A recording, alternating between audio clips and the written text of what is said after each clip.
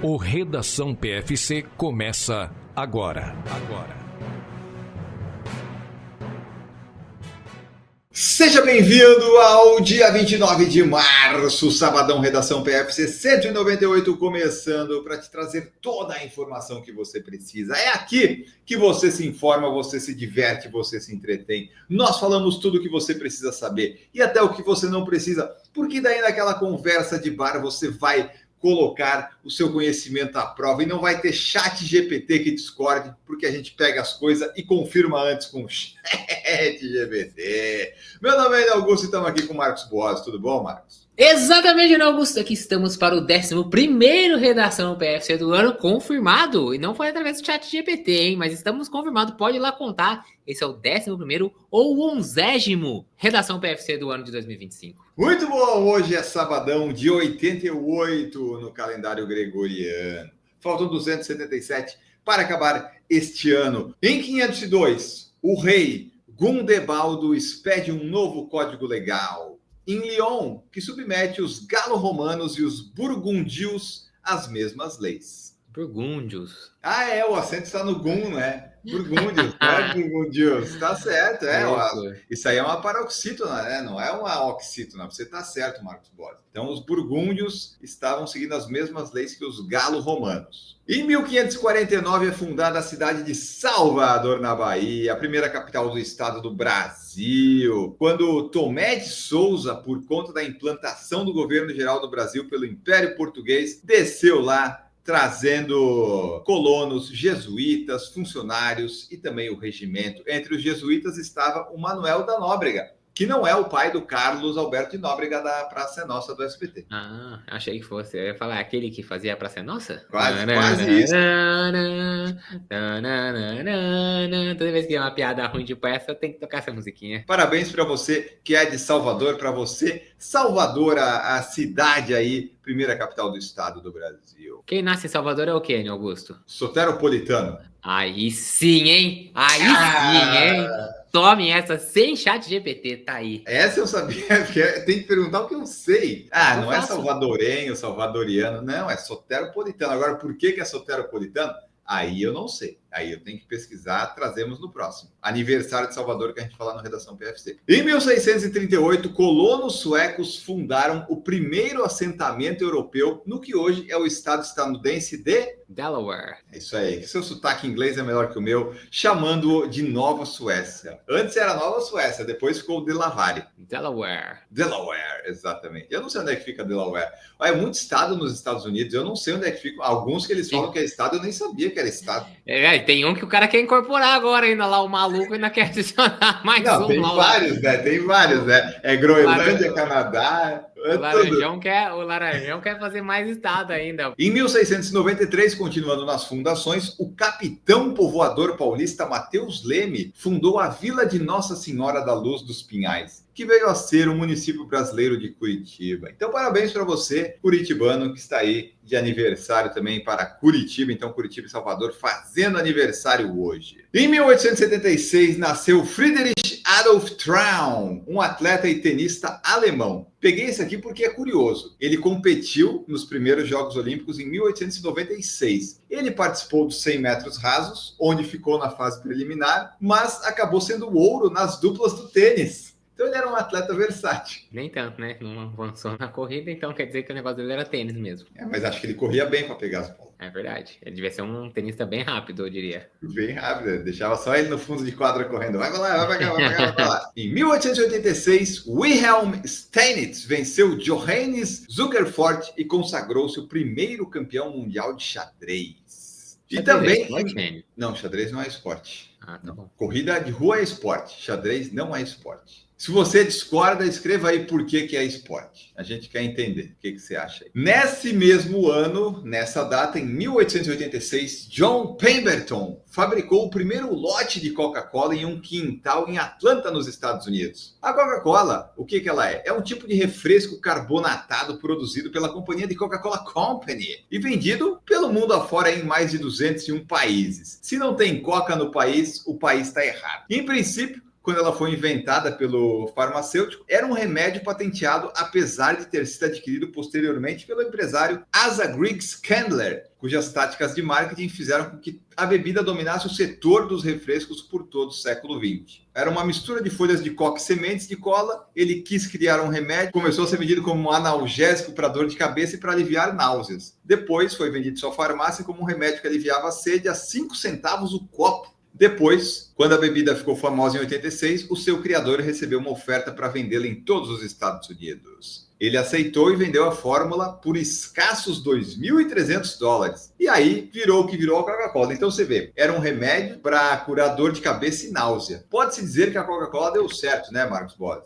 Ah, eu diria que sim, né? Tanto que, assim, quero ver quanto que valeria os $2.300 hoje em dia. Ah, não deve passar nem de $100.000, eu acho. $77.728. O cara vendeu a Coca-Cola por menos que um carro importado, assim, um carro de luxo. De bastante luxo, mas menos do que isso. Procura aí quanto que vale a Coca-Cola hoje. Valor de mercado da Coca-Cola. Deve ser o quê? Uns 3 bilhões? 304 bilhões de dólares. Errei por pouco, 100 vezes menos. Mas é isso aí, ó. A Coca deu certo, gente. A Coca deu certo. Seguimos aqui, que não tem muita notícia. Vamos seguir nas datas que é mais importante, ó. Paraskev Voula-Patoulidou nasceu em 1965, uma ex-atleta campeã olímpica grega. Ela disputou provas de 100 metros com barreiras e saltos em distâncias. Em 92, se tornou uma lenda na Grécia quando venceu de maneira inesperada os 100 metros com barreiras nos Jogos Olímpicos de Barcelona. O primeiro grego a ganhar um ouro olímpico no atletismo em 80 anos e a primeira grega na história. Em 1969, nasceu Kim Batten, uma atleta norte-americana que foi campeã mundial dos 400 metros com barreiras e foi, inclusive, detentora do recorde mundial dessa especialidade entre 95 e 2003. O tempo dela, 52,61, ficou muito tempo entre os mais rápidos da história. Aí apareceu Sidney McLaughlin, Frank Ball, deu uma caída, mas ela teve o seu momento lá entre 95 e 2003. Por fim, chegando ao fim dos fatos do dia, em 1998 foi inaugurada a Ponte Vasco da Gama sobre o Rio Tejo. E felizmente a ponte não caiu, né? A ponte continua lá,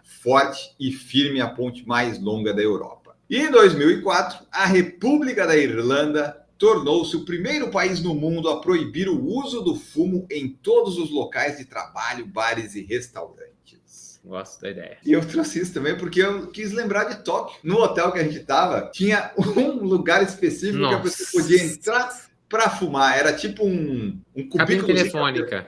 Duas pessoas cabia ali no máximo e dava para fumar. Eu vi duas pessoas, eu vi ali, uma fumando e a outra estava fazendo uma reunião ali porque era o lugar que permitia. E Tóquio tem lugares específicos na rua, né? É tipo um quadrado, ó. Aqui você pode fumar. Então, às vezes, na esquina tinha umas 15 pessoas, todas fumando no mesmo lugar. E aquela salinha na estação de trem, você lembra? Tinha fila para entrar na salinha, uma baita na plataforma de embarque, a gente olhando assim, nossa, o que é essa fila? Quando a gente tiver uma salinha, assim, um cubículo, parecia uma estufa toda envidraçada, e o pessoal lá dentro tudo fumando.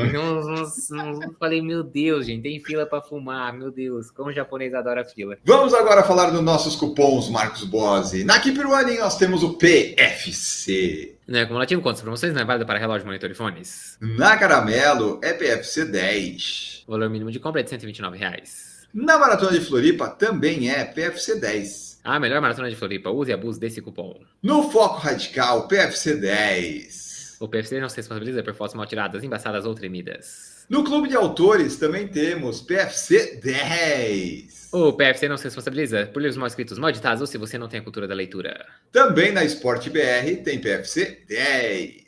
Use e abuse só produtos de qualidade. Na Live Run XP é PFC 15. O PFC não se responsabiliza por provas mal organizadas ou distâncias não aferidas. E na Maratona Monumental de Brasília é PFC 10. Então use e abuse os nossos cupons. É basicamente isso, gente. Coloca PFC, PFC 10 ou PFC 15. Em algum lugar vai funcionar, às vezes até no seu mercado. Você testa lá. Tem gente colocando e às vezes passa. Então teste, use e abuse. Vamos para as notícias, que não são tão trepidantes, mas vamos lá. No último fim de semana aconteceu o Mundial Indoor de Nanjing, na China. E nós falamos que ele ia acontecer, agora a gente vai trazer aqui alguns fatos e números e resultados que aconteceram lá. Foi a grande coisa aí que aconteceu nessa semana, Marcos Bozzi. 516 atletas participaram, 274 homens, 242 mulheres, 117 federações dos 6 continentes, com 32 recordes de federação, 3 recordes continentais, 1 recorde do campeonato e 3 marcas liderando o ano. Conta aí para nós alguns destaques de atletas, inclusive tá aí o Jacobinho. Pois é, nós vamos falar dele, nós vamos chegar lá. Vamos começar falando aqui da Gudaft Segai, que quebrou o recorde do Mundial Indoor nos 1.500, com 3:54:86, que nunca ninguém tinha feito numa competição indoor. Também o corredor, né, o americano Grant Holloway e o saltador Mondo Duplantis também conseguiram aí ganhar pela primeira vez, os dois, no caso, 3 títulos mundiais indoor consecutivos. Nunca ninguém tinha conseguido fazer isso, os dois conseguiram nessa edição. E sobre o Mondo Duplantis, só vale citar que umas semanas atrás ele tinha batido o recorde mundial de novo, e agora no Mundial Indoor ele atingiu a marca de 100 vezes passando a barreira dos 6 metros. Então é um monstrinho que no Mundial Indoor teve dificuldades. Ele teve que saltar 6,10 para garantir, porque o segundo colocado fez 6,5. Foi fácil, mas foi menos fácil do que já foi antes. Ele teve que dar um salto a mais, é super difícil. E por fim, vamos falar dele, né? O nosso querido, amado Jacob Ingebrigtsen. O Jacobinho, ele conseguiu aí 2 medalhas de ouro num único campeonato indoor. Ele é o segundo homem só a fazer isso na história. Ele ficou com o ouro nos 1.500 e nos 3.000. É claro que, como a gente sempre disse, né? Nas provas que não tá todo mundo, que não vale tanto, ele domina. Ele é bom. Pena que ele dá uma tremida nas provas mais fortes. Já falamos aqui, ele treme que nem vara verde, mas é isso, fazer o quê? Faz parte, pelo menos nos outros campeonatos ele tá ganhando, então parabéns aí pro nosso amigo Jacobinho. E daí para completar, 16 federações, países, né, venceram os títulos, eles eram de 5 continentes, também 32 federações ganharam medalhas e 52 garantiram o top 8. O Brasil não conseguiu nenhuma medalha, a medalha que o Brasil ia conseguir seria do Almir Júnior no salto triplo, mas ele usou uma sapatilha que não podia, Marcos. Aí complicou, né? Tem a regra, tem a sapatilha, daí dá desculpa que não sabia, mas é uma sucessão de erros que vai seguindo aí. O atleta tem que saber, né? No final das contas, né? Não dá. A gente ficou tão feliz assim, Almir bronze, aí, caralho, eu tenho notícia por redação. Almir desclassificado. Mas aí tem notícia por redação. Mas é aquela... exatamente. Então é aquela história, né? Almir, eu quero te ajudar, mas você tem que me ajudar a te ajudar. E não saber qual sapato, qual sapatilha está liberado ou não para participar da competição. Puta que eu pariu, hein? Aí fica feio demais, né? É difícil, é o básico, né? O atleta tem que fazer isso. O atleta tem que saber percurso de prova. O atleta tem que saber das regras. O atleta tem obrigação. É o trabalho dele. Você sabe qual é a regra de segurança da sua empresa, não sabe? Você sabe se tem que usar o EPI ou não tem que usar tal EPI, se precisa de capacete, se não precisa de capacete. É obrigação, é o trabalho dele, gente. Desculpa, não tem passação de pano. Parabéns pelo resultado, mas, assim, sério, é muito, mas muito amador. Isso é muito amador. Isso é muito amador. Desculpe, mas é muito amador. Bom, é só para completar, também a gente teve aí 2 recordes de área quebrados por brasileiros. Um deles foi o heptathlon, o José Fernando Ferreira conseguiu 6.010 pontos e o Matheus Lima, nos 400 metros, fez 45,79. Então fica só aí o registro aí desses 2 recordes de área, né, o continental aqui, que brasileiros conseguiram também no Mundial Indoor. Mas de qualquer jeito, a grande notícia aí pro Brasil foi essa... Hoje sim! Não, hoje não. Hoje sim, exatamente. Vai ganhar, vai perder, vai ganhar, perdeu, ganhou. É a mesma coisa. Então, infelizmente, fica essa notícia aí lamentável. Ó, só para registrar, o José Fernando que o Marcos falou é o Balotelli, né, que é conhecido como Balotelli. E a única parte boa desse erro do Almir é que ele nunca mais vai repetir esse erro, eu tenho certeza absoluta. E fico impressionado que tinha alguém de olho. Alguém lá disse, não, esse aqui foi terceiro, essa sapatilha aqui não tá certa não, vou entrar com um recurso. O pessoal tá lá de olho. Na hora que vale medalha, qualquer, você acha? O melhor juiz que tem são os seus competidores. É verdade. Mas então tá aí, esse foi o Mundial Indoor. Durante essa semana também, a World Athletics divulgou que Brasília vai ser sede do Mundial de Marcha Atlética em 2026. Então, Caio Bonfim vai marchar em casa, Marcos. Pois é, o Campeonato Mundial de Marcha Atlética por Equipes vai ser realizado num percurso lá na Esplanada dos Ministérios, na área onde também estão ali a Catedral Metropolitana, o Museu Nacional da República e a Livraria Nacional. A gente vai ter o nosso medalhista olímpico Caio Bonfim correndo aqui no Brasil. Ele treina e vive lá em Brasília, então bem interessante. Vamos ver ele correr em casa, no quintal de casa literalmente. Dá até para treinar já no percurso, né, Enio? Já conhecer já o percurso. Muito legal poder aí ter um campeonato de marcha atlética com um atleta que a gente tem, que é o Caio Bonfim, medalhista olímpico, já tinha tido bons resultados em outras edições e agora, o ano passado, conseguiu essa medalha. Vai ser muito legal de ver isso lá em 2026. Só lembrando que está previsto para acontecer no dia 12 de abril de 2026. Então, já põe no calendário aí para você não marcar nenhum outro compromisso, hein, pessoal?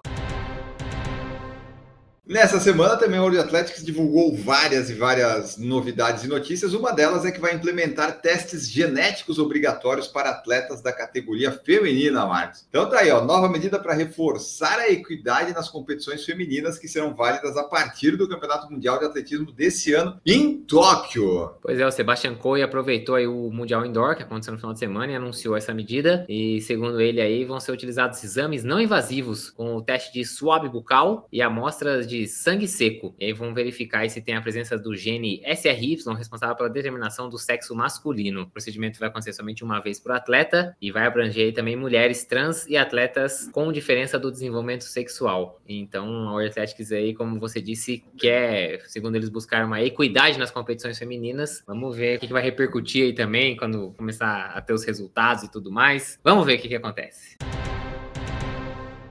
Nós estamos aí no mundo da World Athletics, no Mundial Indoor, e se você lembrar bem, a gente deve ter falado disso em algum momento, a americana que culpou o burrito por doping voltou da suspensão e foi prata no Mundial de Atletismo, Marcos Bola. Pois é, ela que voltou a competir agora com 32 anos, depois de ter ficado 4 anos suspensa por esse doping, né? Pra quem não se lembra, a gente noticiou esse acontecimento sim, né? E já foi citou ele várias vezes. 21, provavelmente foi. E já citamos ele também várias outras vezes, né? Que é assim, esse era um dos casos do topo das desculpas esfarrapadas. Ela tinha culpado um burrito pela contaminação por nandrolona. Segundo ela, o burrito devia estar contaminado, a carne que estava no burrito provavelmente estava contaminada com nandrolona, que deve ter sido dado para o animal antes do abate, e que por isso ela tinha nandrolona no corpo. A World Athletics não aceitou essa desculpa esfarrapada, meteu-lhe 4 anos de suspensão. Ela que tinha voltado já a competir mais pro começo do ano, já tinha conseguido uma segunda colocação nos 3.000 metros do Campeonato Americano Indoor, conseguiu com isso ir lá para Nanquim, como a gente já tinha falado, e ficou aí atrás somente da etíope Freweni Halu, e ela fez aí 8 minutos e 38 segundos nos 3.000 metros. Então você vê que ela saiu com a prata no Mundial aí indoor, depois de ter ficado 4 anos suspensa. Ela disse numa entrevista recente que ela ainda não encontrou respostas para o resultado positivo por nandrolona. Ela ainda diz que não sabe o que aconteceu, mas já admitiu ter falado que foi um burrito, não foi a melhor das desculpas. Então ela ainda alega que é inocente, mas tá aí, né? Disse que se ela usou realmente esse anabolizante, ela fez isso de forma não intencional, por uma contaminação cruzada ou coisa do tipo, mas já admitiu que aquela história do burrito foi bem bosta. E realmente, né? Vamos falar a verdade. Aí não dá, né? Essa daí não ia colar mesmo. Ah, como assim? No último fim de semana aconteceu a meia de Málaga, a meia maratona de Málaga lá na Espanha, e nós tivemos a vitória do Gilbert Kipkosgei Kiprotich, com o tempo de 58,27, recorde do percurso na estreia do Gilbert Kiprotich. E o fato curioso disso é que a meia maratona de Málaga atualmente entrou na 7ª posição de recorde de percurso de meia maratona mais rápida. Que obviamente, né, meia maratona de Barcelona lidera com o recorde que foi feito do Kiplimo. Depois vem meia de Valência, Lisboa, a Rec Half Marathon, Copenhagen, Praga e agora a meia de Málaga. Então você vê, com as coisas na Espanha, né, Marcos? Quantas que são na Espanha que eu falei ali, ó? 3 das 7. Fora que deve ter as outras ali, né? Madrid e outras, Sevilha que tem, porque não foi tempo rápido da elite, mas são provas planas e boas aí para o pessoal que quiser correr. Tanto é que a Loice Shenung, do Quênia, bateu o recorde do percurso com 5,46. A Maratona de Londrina está com inscrições abertas. Prova confirmada para 29 de junho. Pois é, o ano passado foram 5 mil participantes nas 4 distâncias, como você já disse, tem 5, Olha 10, 20, aí. 42. E atualmente mais de 30% das vagas já estão preenchidas. Para quem quiser aí, pode procurar no site oficial da Maratona de Londrina. Já está no segundo lote e a inscrição tem preços a partir de R$ 104,00. Sem as taxas. E aí, dependendo da distância também, muda esse valor. Mas é isso. Um dos destaques do percurso da maratona é o Lago Igapó, em que os participantes passam ao lado e também cruzam a ponte que liga as margens. A Maratona de Roterdã tem novo favorito à vitória. Geoffrey Kauoror, 2 vezes vencedor em Nova York, estará lá na 44ª edição desta maratona. Lembrando que Roterdã era a prova que no ano passado receberia o Kiptum, naquela tentativa de sub-2 e recordes e tal. Infelizmente, o Kiptum faleceu. E esse ano, o grande destaque até então era o Bashir Abdi, que está sempre por lá, porque ele é holandês, acaba participando das provas. Mas Bashir Abdi teve uma lesão, não vai poder correr. E agora apareceu o Kauoror, que com certeza é o grande favorito para vencer essa prova lá no dia 13 de abril. Sim, ele ficou meio que sozinho, né? Depois que o Bashir Abdi acabou anunciando que não vai poder participar. O Bashir Abdi, que tem o recorde europeu do percurso, ele fez nessa mesma maratona há 4 anos atrás, 2:03:36, não vai participar dessa edição. Então, meio que o Kauoror é realmente o grande destaque, o grande favorito. O Kauoror tem RP de 2:04:23, que ele fez lá em Londres 2023, e já ganhou Nova York também 2 vezes. Além de títulos mundiais de meia maratona, de cross country, já também ficou no pódio de Berlim, então vários resultados bons, mas o Kauoror também já tá um pouquinho mais velho, né, 32 anos, eu sei que ainda tem bastante lenha para queimar, a gente tem visto aí os atletas correndo muitas vezes melhor até quando estão mais velhos, vamos ver como é que o Kauoror vai nesse percurso que é rápido, geralmente com um clima bom também, bem propício para bons tempos, só lembrando que ele não vai ser o único, né, embora o Bashir Abdi tenha desistido, ele não é obviamente o único, o seu principal competidor aí fica sendo o Shindessa Debelli, que ele estreou ano passado em Valência, fez 2:04:44. Então você vê que ele tem quase mesmo o RP do Kauoror, né? Ele tem aí coisa de 20 segundos mais lento só. Além de Asmari Benzeziu, o Shifera Tamhu, o Chala Regaça. Regaça, Chala! Vamos que vamos com tudo. Então alguns dos nomes aí que vão competir com o Geoffrey Kauoror, buscando aí o título da Maratona de Roterdã no dia 13 de abril. Jacob Ingebrigtsen relatou ter sofrido violência física e psicológica do próprio pai. Será que é por isso que ele é assim, Marcos Boas? Depois que ele foi campeão mundial indoor lá, ele foi lá no tribunal testemunhar contra o pai dele, o Gert Ingebrigtsen, que foi inclusive seu treinador dos seus irmãos. A família parece ser meio problemática. O Jacob, apesar dele falar bastante e tal, ser meio arrogante, essas coisas todas, é um ótimo atleta, mas aí é complicado também, né? Se tudo isso que ele relatou aconteceu, tem uns traumas aí. Então as coisas começam a ficar mais claras agora. Será que eu tenho que parar de falar do Jacobinho? Porque será que eu tô fazendo aí um bullying? Não tô respeitando o passado do Jacobinho? Mas deixando as brincadeiras de lado, o pai dele, que tem 59 anos, foi o treinador dele, inclusive no início da carreira. Não dele só, mas como dos irmãos, tudo também. Os irmãos dele também correm tudo. Ele que tem o irmão, o Felipe, que tem 31 anos, o Henrique, que tem 34, ele tem 24. Todos são atletas olímpicos. Então assim, o pai pode ter sido um escroto, pode ter sido um babaca, e provavelmente foi. Sim, mas o cara gerou 3 atletas olímpicos. A custo do quê? Da saúde mental dos 3, mas gerou 3 atletas olímpicos. O Jacobinho disse lá que a criação dele foi caracterizada pelo medo, que houve uma quantidade enorme de manipulação, que quando ele era adolescente ele sentia que não tinha livre-arbítrio, nem opinião sobre nada. Ele mas peraí, quando você é adolescente, geralmente você não tem mesmo. Enquanto você não paga suas contas, é meio que nessa assim. época, geralmente, você tá mais restrito. Isso é meio que ser um adolescente normal. Mas, bom, o Jacobinho talvez tenha tido problemas com isso. Ele disse ainda que quando ele era estudante, ele não podia ir em festas. Além disso, ele era obrigado, muitas vezes, a treinar 2 ou até 3 vezes por dia. Isso já não é muito normal, né? Mas, olha, eu acho que isso pode ter ajudado ele, porque ele é um atleta muito bom. Então, vai saber, né? Vai que correr tanto assim ajudou no desenvolvimento. Mas você não sabe. Vai que, na verdade, ele queria, sei lá, trabalhar numa empresa de terno e gravata todos os dias, decidindo alguma coisa. Pode ser, não sabemos. Ele disse ainda que teve vários incidentes e disse até ter sido agredido pelo pai. Em 2008, por exemplo, quando ele tinha 8 anos, o pai dele deu-lhe um tabefe na cara porque ele estava atrasado para uma corrida. Aí até talvez tenha Não tem, tô brincando, mas pô, é foda. Imagina, 8 anos, você tá atrasado, toma! E depois ainda deu um chute no estômago dele uma vez quando ele caiu de uma scooter. Ou seja, o cara caiu da motoca quando era novo, provavelmente se machucou caindo da motoca, ainda tomou um chute no estômago do pai. O pai nega todas as acusações, como, né, a grande maioria das pessoas acusadas de alguma coisa, mas ele vai ser chamado para depor aí brevemente e segue o processo aí na justiça norueguesa. Esse negócio dele da scooter, Marcos, é tipo quando a gente era criança, a gente tava fazendo alguma coisa errada, a gente tipo, caía do muro, se machucava e ainda apanhava da mãe e do pai, porque mas eu falei pra você não ir pra lá. Exatamente, é bem por aí. O cara já tá estrupiado e ainda tomou uma bicuda no estômago ainda. Eu só achei que um chute no estômago é um pouco pesado demais, né? Se o tapa não era suficiente, o chute, acho que temos um limite aí, eu acho. Né? acho que encontramos a linha que não devia ter sido cruzada. Né? Se tudo isso aconteceu na família Ingebrigtsen, o negócio lá, a sessão de terapia, deve ser um negócio complicado.